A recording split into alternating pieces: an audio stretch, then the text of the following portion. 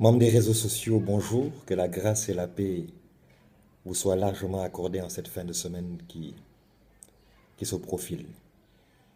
Je m'habille pour Dieu ou je m'habille pour le diable? C'est le débat que nous avons entamé lors de notre premier épisode de notre saison 2 dans Genesis. Nous avons vu en introduction qu'il se détache deux grandes positions. L'une qui affirme Mordicus que Dieu ne tient pas compte de l'extérieur, il regarde au fond du cœur. Donc tout ce qui est en dehors du corps lui importe peu. L'essentiel, c'est que Dieu veut voir que l'état de notre cœur est pur et sain et intègre. L'autre position dit non, ce n'est pas du tout le cas. Dieu, en effet, regarde. Effectivement, il tient compte de l'extérieur, la manière dont on s'exprime de l'extérieur. Dieu le prend au sérieux. Nous avons vu premièrement que dans ce débat, à partir du texte de Genèse 3, qui est le fondement de notre réflexion, que l'indécence vestimentaire, on pourrait dire aujourd'hui encore même le nudisme que nous voyons dans le monde, le corps exhibé dans le monde, le dévergondage vestimentaire prend effectivement racine dans la chute de l'homme. Lorsque l'homme et la femme ont péché, ils se sont proposés eux-mêmes en tant que stylistes et couturiers, et ils se sont revêtus d'un vêtement assez folklorique, assez, assez exhibitionniste, et qui a montré les failles, les insuffisances de ce vêtement. Et on a vu on en a déduit dans notre première émission que la chute, dès cet instant, avait établi deux modes vestimentaires. Le mode vestimentaire du diable, parce que effectivement, cette façon de s'habiller de l'homme et de la femme a été inspirée par le péché. Et d'un coup, il y avait également d'un autre côté le vestimentaire de Dieu. Alors, le prêt-à-porter, est-ce que je suis en train de faire la promotion du prêt-à-porter de Dieu ou du diable? C'est la grande question sur laquelle nous voulons répondre encore dans la suite de cet épisode. La première leçon déjà qu'il faut retenir ici, c'est dans la suite de ce qui a été développé dans notre premier épisode, c'est que nous avons vu en Genèse 3, verset 21, que l'Éternel Dieu a fait à Adam et à sa femme des habits de peau. En faisant ces habits de peau, on voit déjà ici la désapprobation de Dieu sur le mode vestimentaire de la race humaine. Dieu n'est pas d'accord avec ce que Adam et Ève ont porté. Dieu estime, Dieu juge que ce qu'ils ont porté n'est pas exemplaire, n'est pas un modèle. Il désapprouve, il n'est pas d'accord. Alors il vient lui-même proposer des habits qui conviennent. Ce verset est souvent interprété dans sa portée théologique où la plupart des spécialistes de la Bible, et quand on lit le Nouveau Testament à la lumière du Nouveau Testament, et euh, notamment par rapport au sacrifice de Christ, que sans effusion de sang, il n'y a pas de pardon de péché, on voit dans une dimension théologique que ces habits de peau, en fait, symbolisent un sacrifice de Dieu qui nous montre que, effectivement, nous sommes revêtus de Christ, nous sommes sauvés. Ça, c'est dans la portée théologique.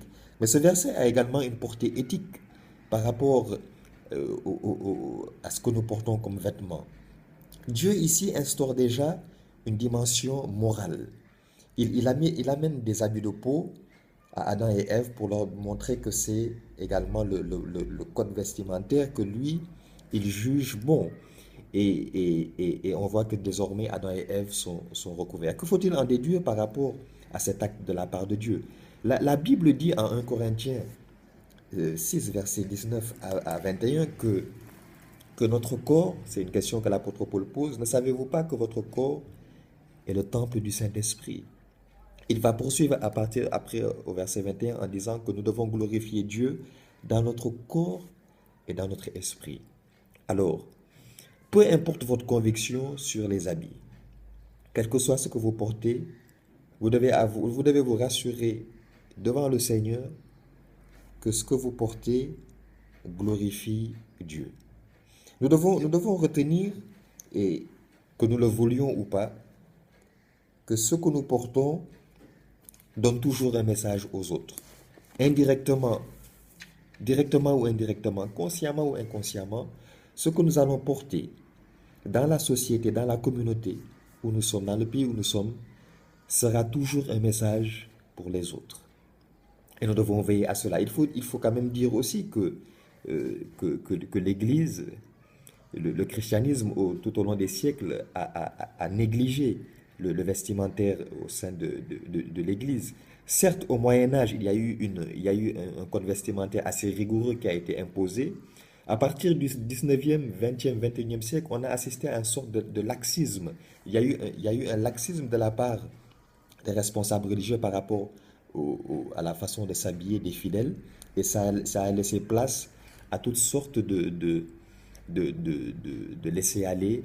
Et c'est ce qui a donné comme résultat aujourd'hui que ce que nous voyons autour de nous est assez exaspérant et assez désespérant. Et il faudrait par rapport à ça qu'une réflexion soit menée par les responsables religieux. Il faut dire, pour terminer ce débat, qu'il est important qu'aujourd'hui, le chrétien puisse créer sa propre mode vestimentaire. Il nous faut un vêtement qui soit à la gloire de Dieu. Un vêtement qui ne met pas en relief, qui ne met pas en exergue, en évidence les parties de notre corps, aussi bien pour un homme que pour une femme.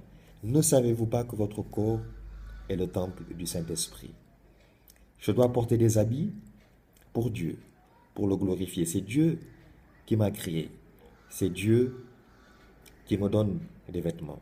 Ma prière, c'est que pour nous tous qui assistons à cette émission, c'est que chaque jour, nous puissions nous réveiller. Et lorsque nous portons des habits, que le Saint-Esprit nous pose cette question. Si je rencontrais Dieu aujourd'hui, à la sortie de ma porte, de ma maison, dans la rue, si je rencontrais Dieu sous une forme humaine ou sous une forme spirituelle, qu'est-ce qu'il dirait par rapport à ce que j'ai porté? Est-ce que ce que j'ai porté le glorifie ou bien est-ce que j'ai porté le déshonore? C'est avec cette question que je vous laisse réfléchir. C'est une question personnelle et individuelle. En attendant, que Dieu vous bénisse. Je vous souhaite une bonne fin de semaine et que Dieu vous accorde sa grâce en Jésus-Christ et en Jésus-Christ seul. Amen.